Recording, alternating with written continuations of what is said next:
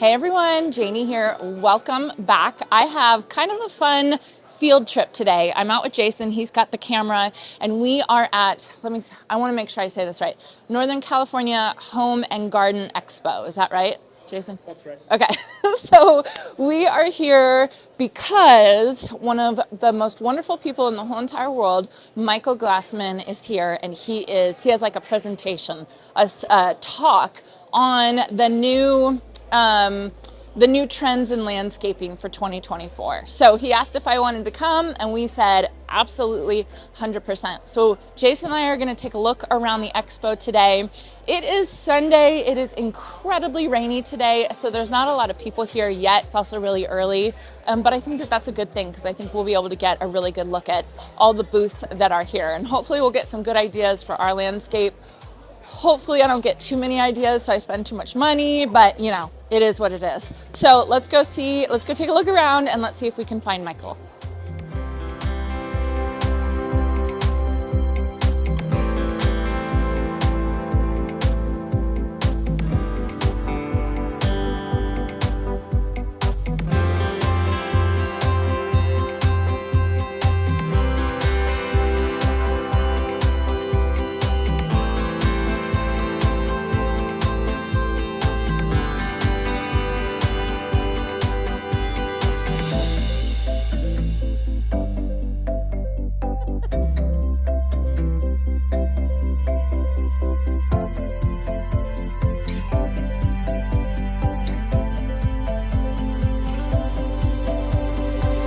Thank you very much, and thank you for braving the weather to come and listen to this. Hopefully you'll enjoy it and it'll inspire you.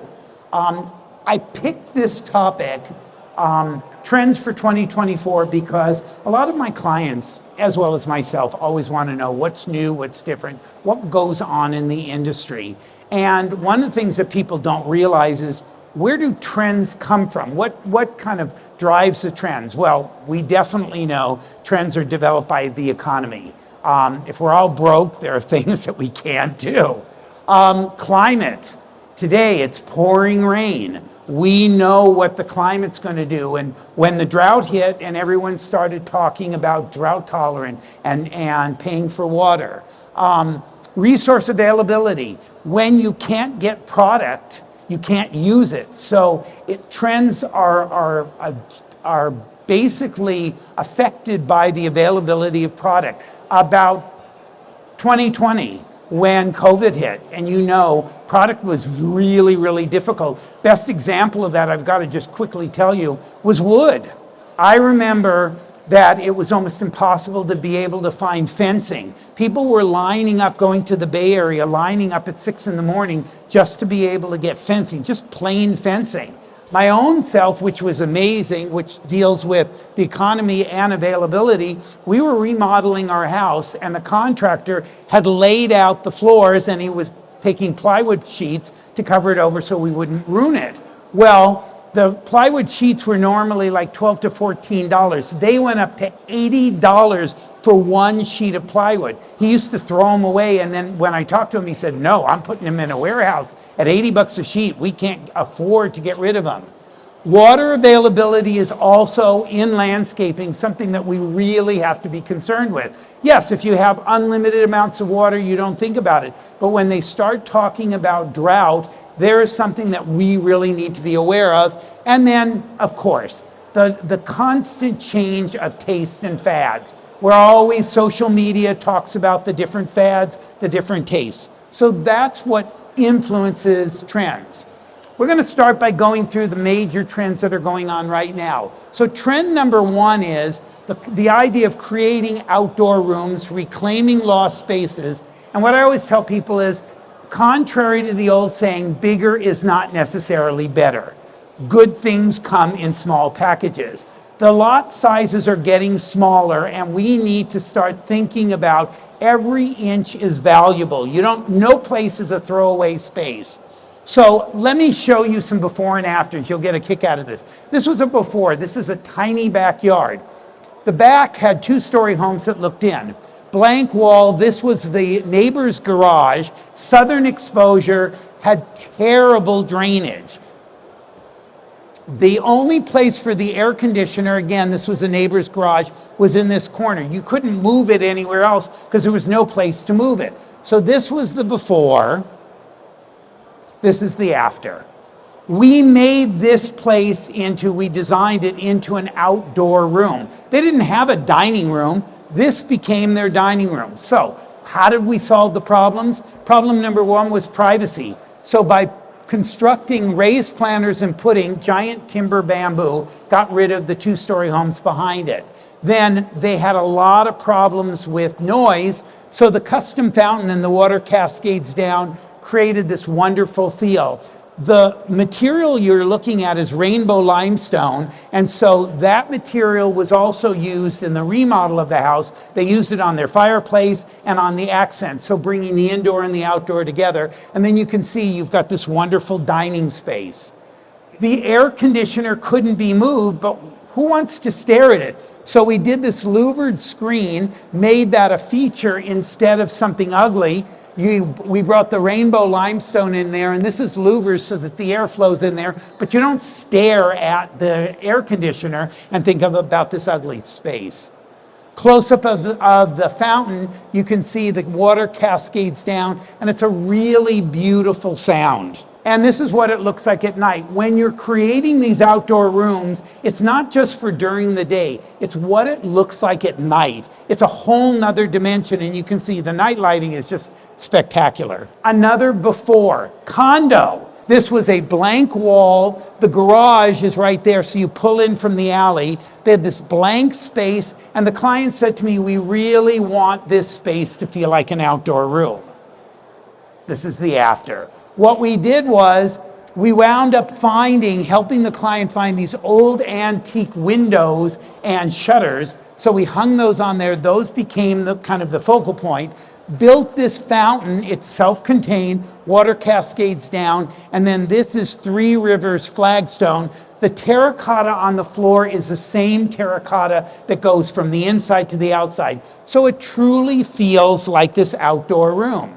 And then this is, you can see the dining table, staining the fence so that it just doesn't look like an old barn. And you can see it's a room. That's what's so amazing. When you look at the before, was just this space. No one would want to go out there. And then the after creates this environment that you want to go out there. You gravitate to it. Trend number two. The number one thing that people ask me for is outdoor dining and outdoor kitchens. They also ask me for fireplaces or fire features.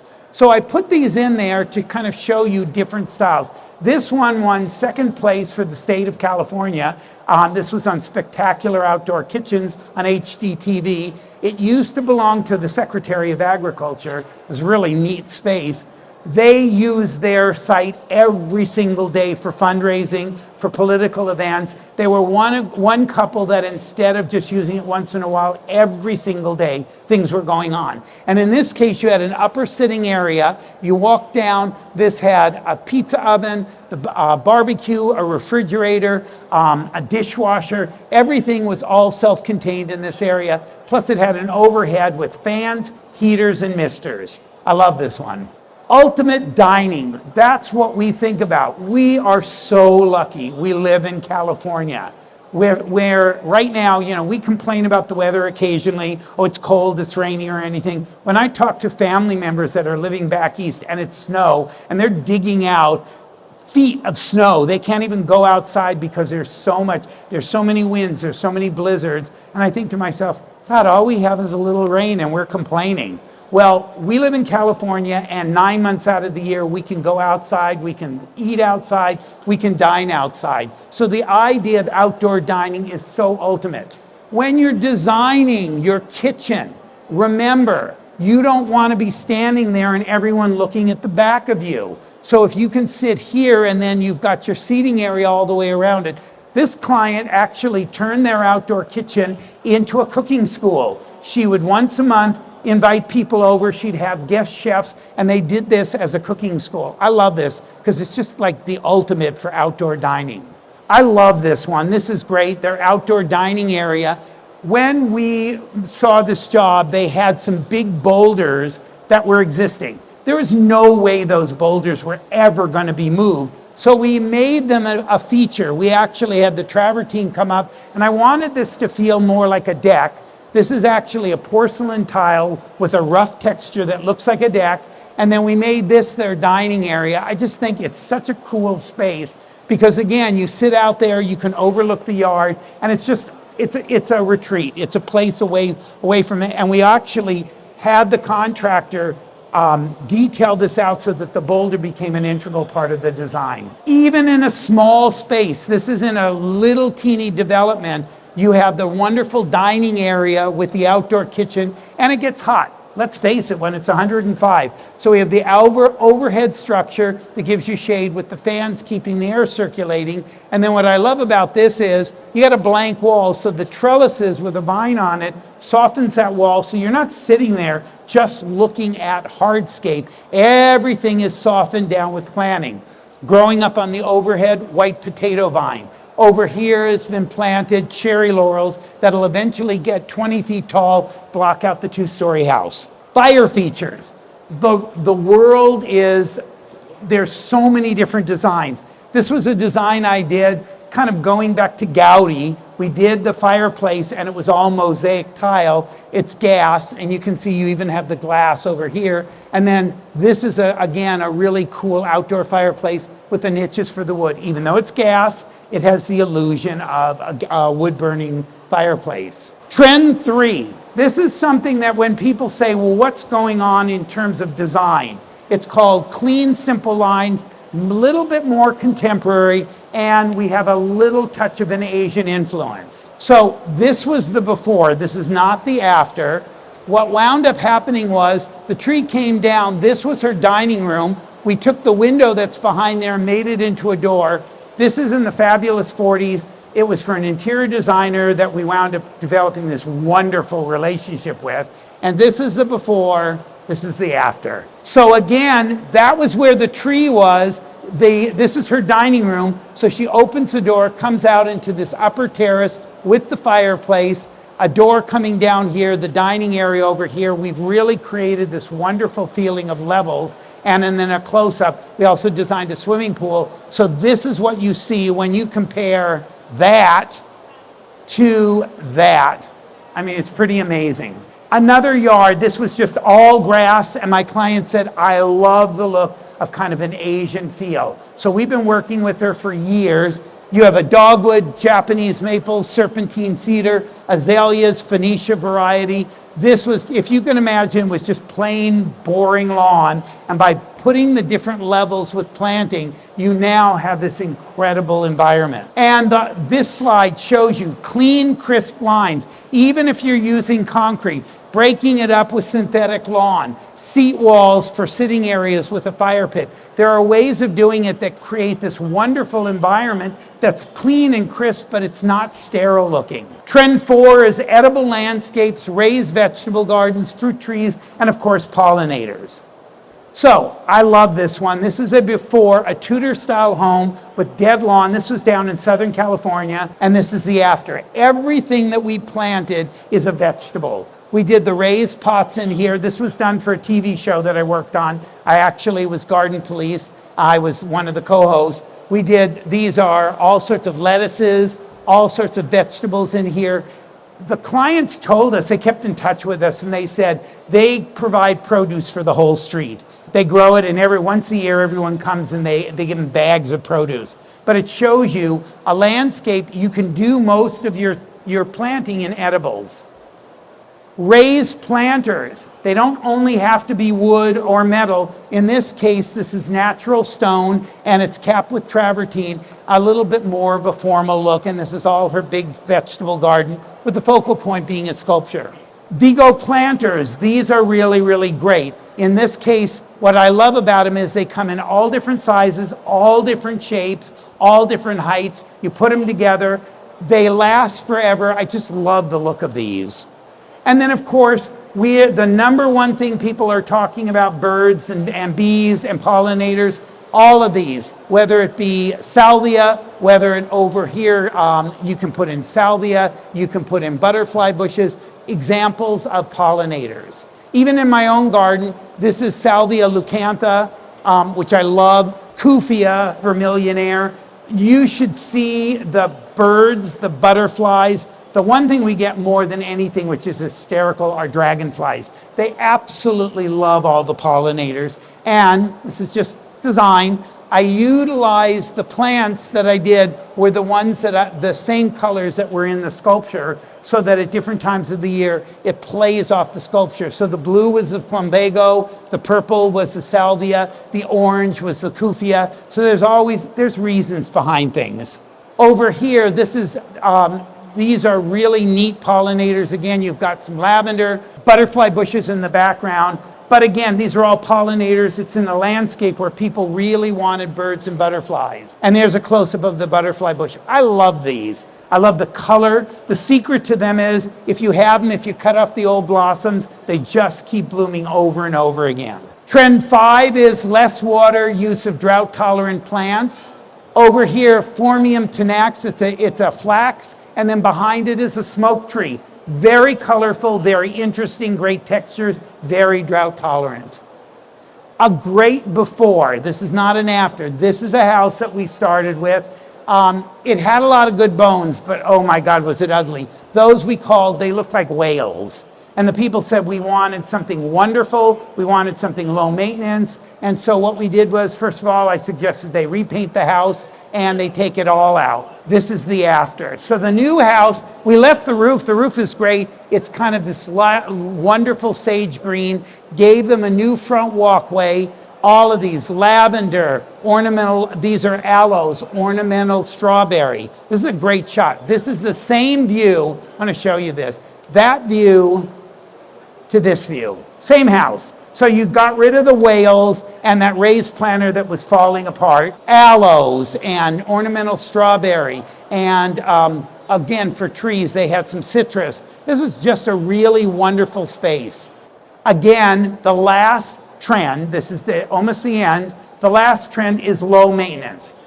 Number one thing that people say to me over and over again, they don't say to me, I want a yard that's high maintenance. They don't say to me, oh, I want to spend hours and hours and hours in my yard. It would be wonderful if they do. They basically say, design something that's low maintenance. And even the people that have large pieces of property, the first thing they say to me is, after it's all done, who can we get to take care of it? And it's like, we don't really have anyone. It's like there's mow, blow, and go services, but there aren't people that really invest that. I'm sure there are, but we haven't found them. So I put this in there to say that's a trend, low maintenance. Mine is a perfect example. This was the before. Ugly, ugly, ugly front yard with one tree, dead lawn, a few shrubs. This was the before, that's the after. We water twice a week. We've got a travertine walkway to the front door. I love my planting. In fact, I should be pruning, but I like the way it's gotten so overgrown that it almost feels like a meadow, and I've left it pretty natural. On the other side of these are red iceberg roses. The neighbor has a big mobile home. We're talking a big mobile home. It looks like the size of a house. So I haven't even pruned because the bigger my plants get, the less I see the mobile home. But you can see, I mean, it's lush, it's beautiful, and it basically, one day a week at the most, I go out there and do a little pruning. Hardscape, if it's hardscape heavy and you use plants that are low maintenance, you get a lush look and it's low maintenance. The steps, the walls done in the leadstone, serpentine cedars here, asparagus, foxtail asparagus. It's lush, it's beautiful, almost no maintenance. Dry creek beds are great, especially if you need extra drainage, and then you can accent them with planting. And I put this in there because it's such a nice look. When you're doing a dry creek bed, this is a technique to think about. Where do you put the big boulders? Well, go to nature. And if you look in nature, water doesn't just go in a straight line. It winds up starting, an old creek starts coming out there. There's maybe a big boulder. It can't move the boulder so that the trajectory is it hits the boulder and it goes a different direction. So when you're trying to create this natural look, you do the same thing. You've got the water coming here, it hits these rocks, goes this way. That's how you put in the big rocks, making sure you always bury them. And then the rocks down here, nature doesn't pick out all 1 inch or all 3 inch, it's all varied. So when you're doing a dry creek bed, you vary the sizes. And you don't put them individually, you put them in a bucket, you put them in a wheelbarrow, you throw it out there, wherever they land, that's the end. So basically what I'm saying to you is, when you're designing, look to the trends. See this, but here's a little hint. Follow the trends year to year, because something that's a trend this year may not be a trend next year. Something that's popular this year may not be. I've been doing this for over 40 years, and so I see things that are used and reused and used. Nothing new is old, nothing old is new. It all gets recycled. So when I see a new trend, I investigate to see, is this a trend that's going to last, or is it going to be a fleeting trend? I hope I've inspired you. I thank you for coming out. You probably were in a boat or an ark or something to get here, but I thank you so much, and I hope you enjoyed it. That was so good. Thank you. You had like 5 people in the audience to start off with, and by the end, it was full. It was full, yes. It was full. Yeah, I was expecting no one because of the rain and everything, I know. but yeah, it was fun. I love the trends because people always want to know what's new and different. Yeah, it's so, I mean, ask Jason, I was taking notes, like, we got to do that. I got to get an agave, and I got to do this, I got to do that. And there was a lot of really beautiful pictures. Thank you. That I'm going to say, hey, garden tour. Yeah, garden tour. And it's funny because there's a couple of ideas I'll share with you about a garden tour. Yeah. Oh, I love it. You hear that, you guys? More garden tours with Michael. So you guys have your booth here, yes, which is awesome. Yes. If any of you guys are local, it's that deal is going for the next month. Yes, for the next month, instead of $200 for an hour's consultation, it's $150. Such a deal. I wanted to turn around and be like, everybody get it. Like, that's a huge deal. That's amazing. Yeah. But only if you're local. Only if you're local. Only if you're local. All right, you guys, Michael and I, we're gonna go walk around a little bit more. I'm gonna wrap this video up right now, but Michael just introduced me to another landscape designer named Roberta Walker, who's in the same area, and she does mainly drought-tolerant landscaping. She does among other things, right? Right, and she's delightful individual. Yeah, she was great. Anyway, I'm kind of talking her into taking us on a couple garden tours like Michael does. So she is going to talk in about an hour. So I think I'm going to film that as well, and I will put that in another video. So watch out for that. Again, Roberta Walker. So you did awesome. I loved it. I just love it. It's just anytime you talk, people just come. It's so fun. Anyway, as Jason knows, I have diarrhea of the mouth. Yeah, you do. That's a good way to put it. I hope you all enjoyed this, and I hope you all have a chance to get in your garden today.